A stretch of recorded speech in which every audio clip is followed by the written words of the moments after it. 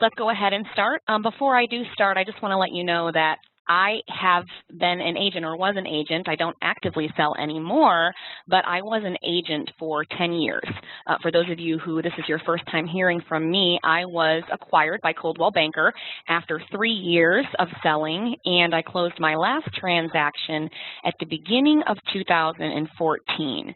So I'm very fresh from the field. I know what it is that you guys do on a day-by-day basis, and I'm going to be speaking a lot to my own experience in the field, and hopefully that will be helpful for you. So let's just go ahead and move through. I want to let everybody know, in case you didn't know, you're all independent contractors, and you don't have to do what I say, basically. You run your own business, and although I hope that you find this information valuable, I hope that you do take it and implement it into your own business. You certainly don't have to. You can do whatever you want to do. We're here to help you, but you're business owners, and you need to look at yourself as a business owner. Hopefully you have a business plan and you have goals, but again, you're independent contractors. All right, so my 10 tips. This is my favorite tip. Know your market. I think this is my favorite tip because of my own personal experience selling in the field. And as I told you, I was an acquisition. So my first 3 years, I worked for a small brokerage firm, and I really didn't know anything about the market. I wasn't really trained to know the market. I was working with buyers and sellers, and I was, looking at some MLS statistics, but I wasn't really studying the real estate market.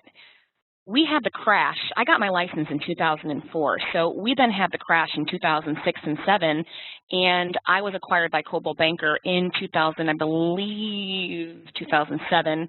And the first education class that I went to, the broker there spoke in detail about the importance of knowing the market, watching the inventory, watching what's happening to prices and how those things correlate, and I was fascinated.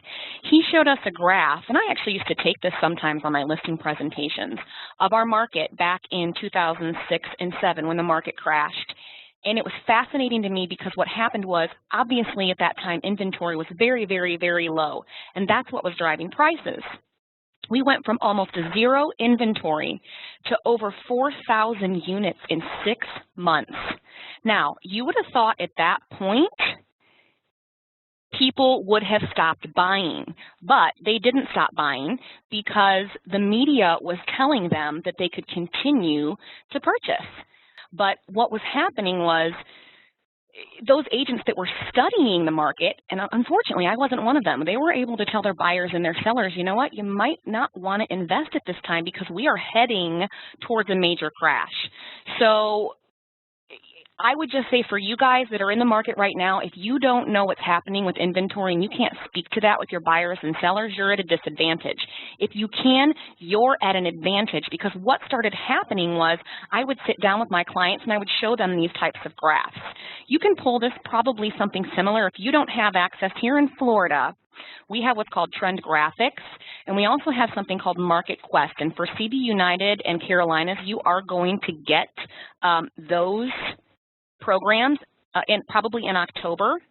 But for my agents, Market Quest, and these are Trend Graphics reports, I would put these in front of my buyers and sellers, and we'd look at what's been happening with inventory, what's been happening with pricing. This chart right here shows that inventory is at its lowest in the last 15 months. It's down 8% from last month, and pending sales are at a 15-month high.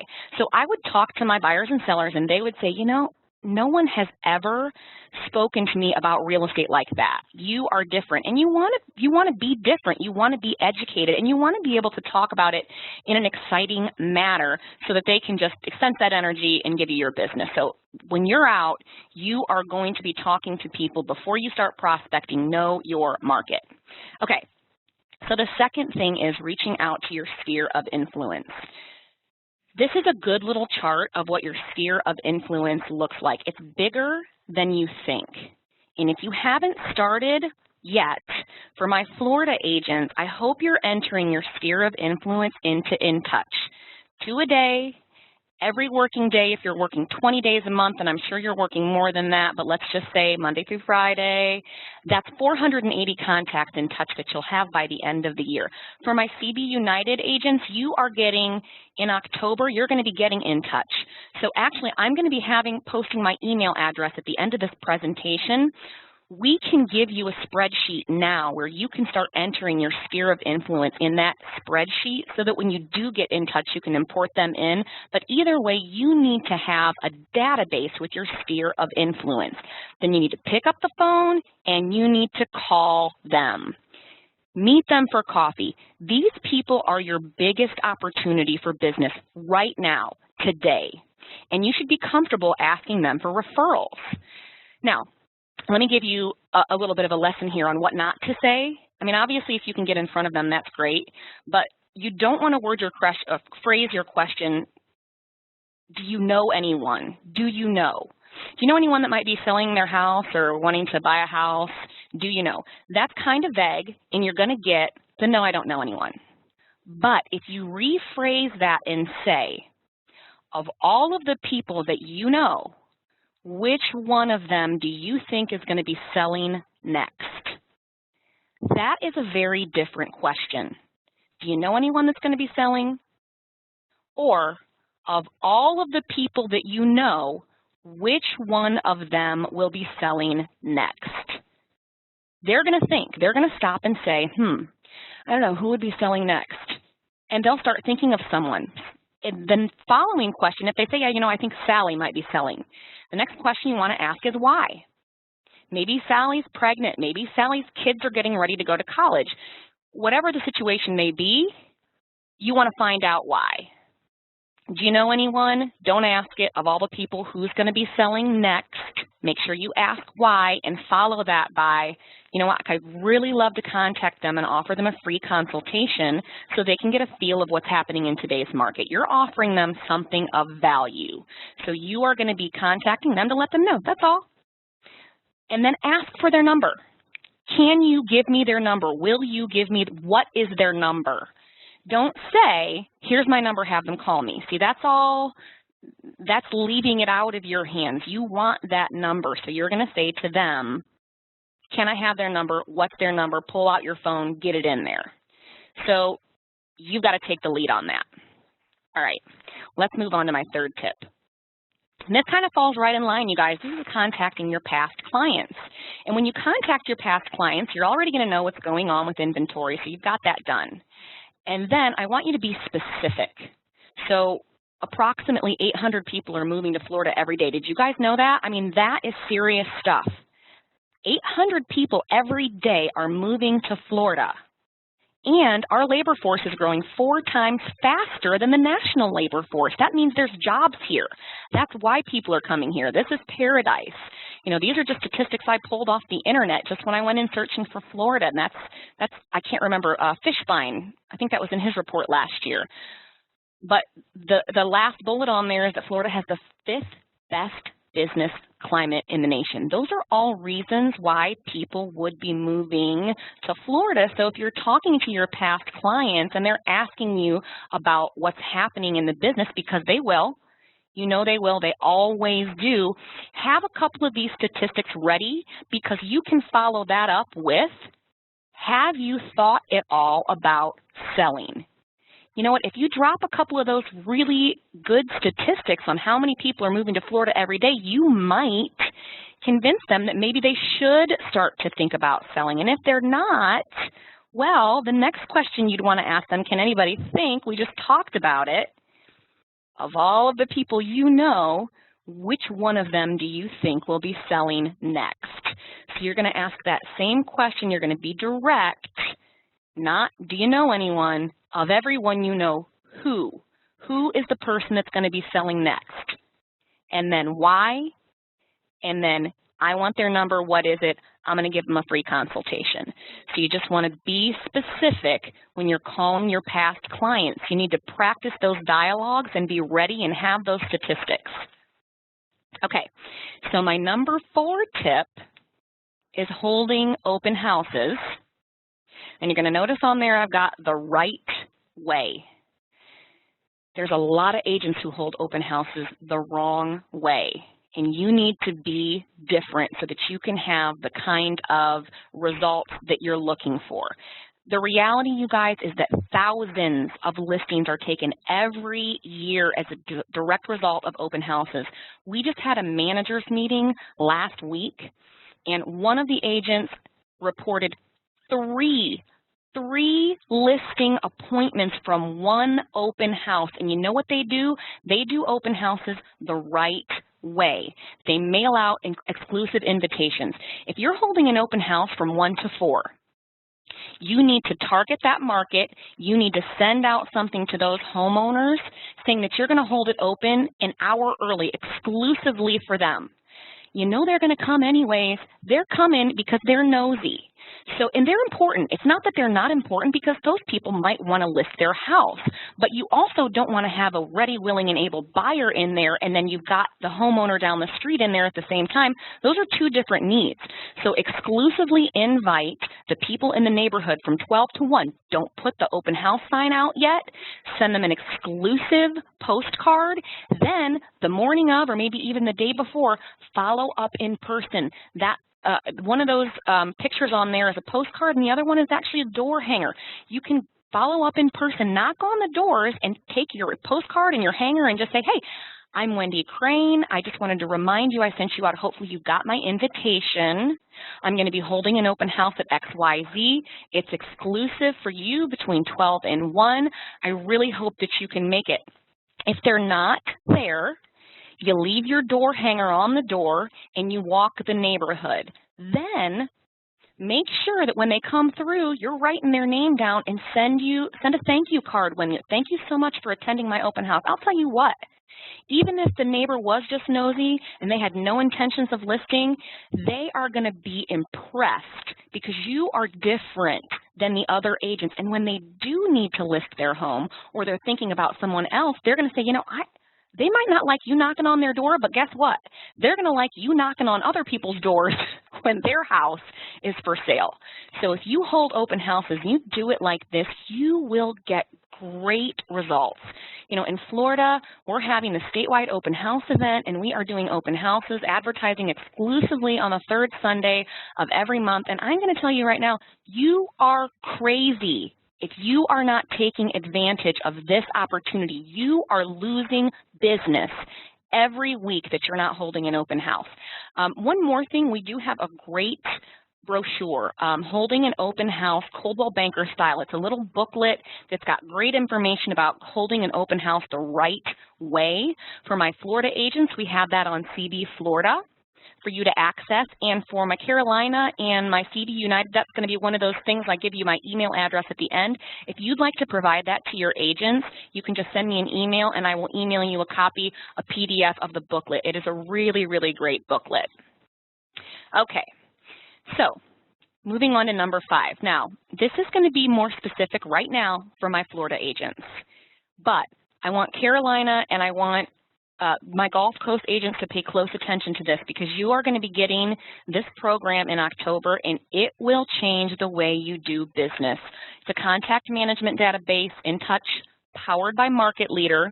And for those of you that have it right now and are not sure on how to use this, please, please, please check Sales Pro, which is on your gateway, for the next class that we're offering, Sharpen Your Sword, on how to maximize your business using In Touch. What you're seeing on the screen right here is technology at its best. You have your own website through In Touch, and there are several tabs. There's a Buy tab and there's a Sell tab. And when you click on the Sell tab of your website, it says, how much is my home worth? And the seller can put in their information and request a CMA from you. Now, by copying the URL at the top of your Sell tab, you can post it on social media. You can post it on Facebook and you can post it on Twitter. The picture that's on your screen right now is a picture that I captured from my business Facebook page. All I did was log into my In Touch website, click on the Sell tab, copy the URL, start a new status, and paste it in. When you hit enter, that box is going to pop up. Now you're going to see I have a red arrow, and it says clicking this box will lead directly to the Sell tab of your InTouch website. You can also alter the verbiage. So instead of that saying Coldwell Banker, Sarasota, and Manatee County, I could change those words to click here to find out how much your home is worth. And I can post that on social media, and anybody who clicks on that is going to go directly to my InTouch website and see how much is my home worth, where they can put in their address, and that is going to capture listing leads for you. That's completely free. You can do this for free. However, see that little boost page down at the bottom? You can buy ads on social media as well. And we have an agent in an office here locally who is using this. I can't tell you, I think she spent, I don't know how much money. You can spend anywhere from $5 to $20 or more. She posted this and she had over 12,000 clicks. So you guys, this is something, if you're not taking advantage, this is another one of those things. This is one of those gems that's worth the price of admission right now today. And if you're not learning out how to use that InTouch program, please make it a goal to do so. And Carolinas and CB United, my Florida and my Carolinas, wait until October. You're just going to love this. It's awesome. Okay, so moving on. Expired listings. I can already see you rolling your eyes even though I can't see you, because I know you don't want to talk to expired listings. But they want to sell their house, and you're in the business of selling houses. So you need to be contacting these people, and you need to be consistent in order for it to work. Check the MLS every single day. What's happened to these people, they're upset because you know what's happening? Their agents don't understand what's happening with inventory. They bought the listing, it sat on the market, and now you've got to go in and give them some bad news. But if you're professional and if you go in there and you remain consistent, you will get business working expired listings. Now that second bullet that says use IMAP, if applicable, some of you may have IMAP inside of your MLS, some of you may not, but I want you to just listen to the process here. If you do have IMAP, there is a section where you can search for expired listings that have never relisted. So if I were still selling today, I can tell you this is what I would be doing. Think about what happened in 2006, 7, 8, and 9. Prices crashed.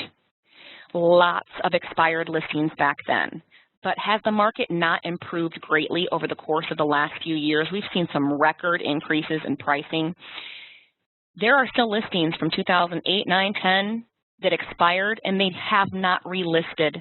Chances are they can get today what they needed to get back then. So if you can use IMAP, and if you want to reach out to me, this is another one. I have a presentation that will show you click by click on how to do this. You can export those contacts into an Excel spreadsheet, then import them into InTouch and start putting them on expired listing campaigns. But you know what? Nothing is better, you guys, again, than knocking on doors. Expired listings, you'll get listings within the next 30 days if you start talking to some expired listings today. Okay, the next thing you need to do is you need to forge strong business relationships. So this is not necessarily something that's going to get you business right now, but it certainly could. This is about being resourceful. We are realtors and we work with buyers and sellers every single day, and they need referrals from us. They need referrals. They need to know who's the local attorney. Do you know a good financial planner? I can't tell you how many people I referred my accountant to and how many referrals I got back from him.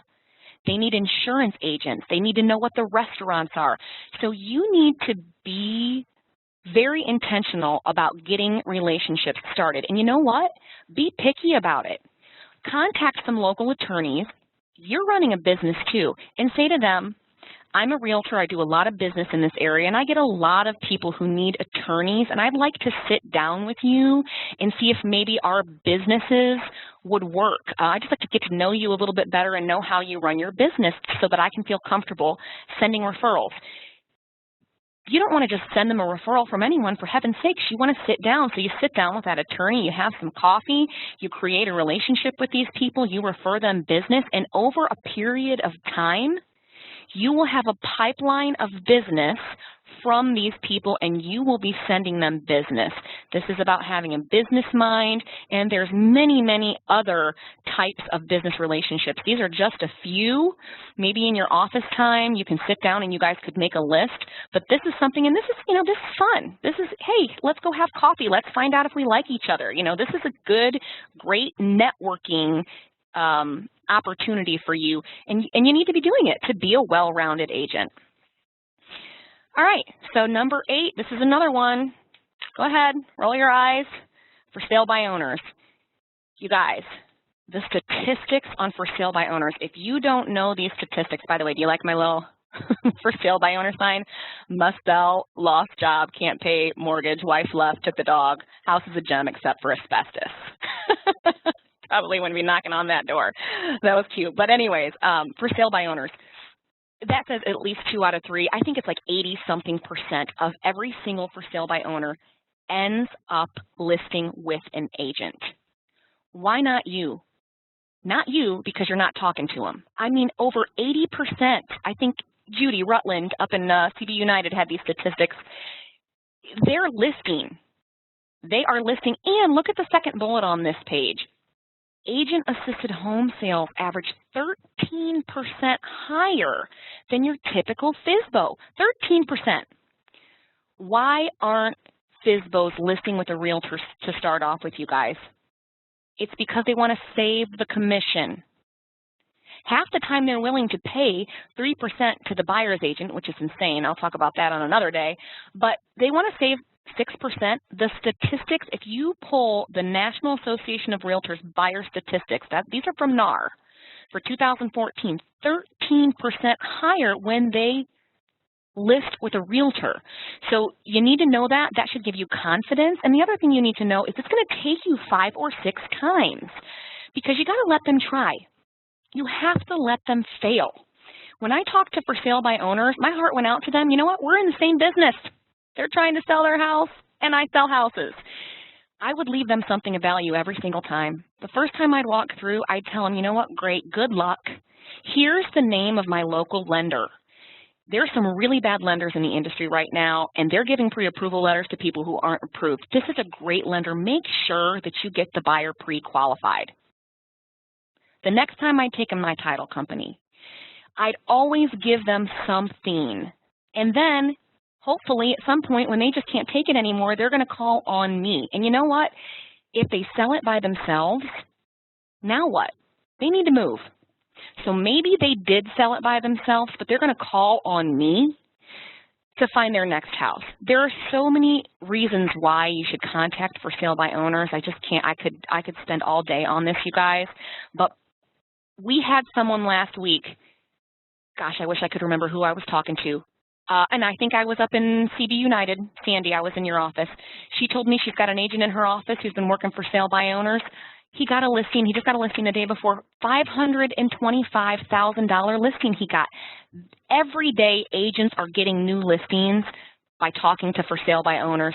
Please, you guys, have a system in place. Start talking to those for sale by owners. Okay. Moving along, and I know you guys are asking me questions. I see them popping up there. I'm sorry, I just don't want to stop now. As soon as we get to number 10, I'm going to go back and I'm going to answer your questions. Okay, so call around, walk around a new or a sold listing. So this is not just for new agents, you guys. This is for every agent out there. The bottom line is when something is sold or something is listed, people want to know. If there's something that pops up on your street and you're a homeowner, you want to know exactly what it's listed for. And if it's sold, you want to know what it's sold for. So be bold and start walking neighborhoods with, you got to be prepared, have the current market trends and the data with you. Know how to talk about inventory if you do have somebody who wants to chat it up with you. Have your card and a little promotional flyer with your contact information to hand out if you do get them. Before you leave, rehearse the dialogues because you're going to have that opportunity. This is the first impression. If you trip all over yourselves, you're really going to be angry. So practice your dialogue. Know what you're going to say before you knock on that door, and make sure you have a smile on your face. Have a goal, target an area, and don't stop till you're done. Now, true story, I love this. I love telling agents this. We have an agent in our Tampa market, Joe, lost his last name. He's been in the business for 20 years. It's just him and his wife. He closed over 200 units last year. He knocks on doors. Every week he knocks on doors. In the summer, in Florida, he takes 4 shirts with him because he sweats through them. And he closes 200 transactions a year. So I know you don't want to do it, but this stuff works. And if you just get started, you can find out that it's a little bit fun. If nobody's home, you just leave your card, and if they're home, you follow your dialogue, and you just go, this is going to differentiate you. You're going to leave, and those people are going to say, I can't believe that person is knocking on doors. So, and your reasoning, again, there's either a new listing or there's a sold listing, and it doesn't even have to be yours. It can be somebody else in your office. Heck, it could be another company. Just get out there and start doing it. That leads me to my last tip, and that's getting out of the office. So I love to share all the things I did wrong with you guys so that you don't have to do them, but I was that agent who sat in the office and just did stuff all day, 8 hours a day, working, doing stuff, and my broker came up to me one day and he's like, what do you do all day long? I was just doing busy work, so he made me write down all of the things I did in a day. Then I went and met with him, and he made me circle the activities that were income producing. Let me tell you, there were not very many. He got me to start adding some spinning plates, adding some prospecting techniques. But this getting out of the office thing, you guys, we are in the business of, actually, I'm going to just steal a quote. Again, I was in Pensacola all week last week, and their training center had a poster, 2 posters on the wall that said, we're here to make good things happen for other people. And I love that because that's how I felt when I sold real estate. And if you get out there and you start just giving of yourself for no reason other than just to do it because it's going to make you a better person, it's going to make you feel better. And when you feel better, that projects outward and people are going to want to do business with you. So if you're not being social, if you're not doing something outside of yourself, start now.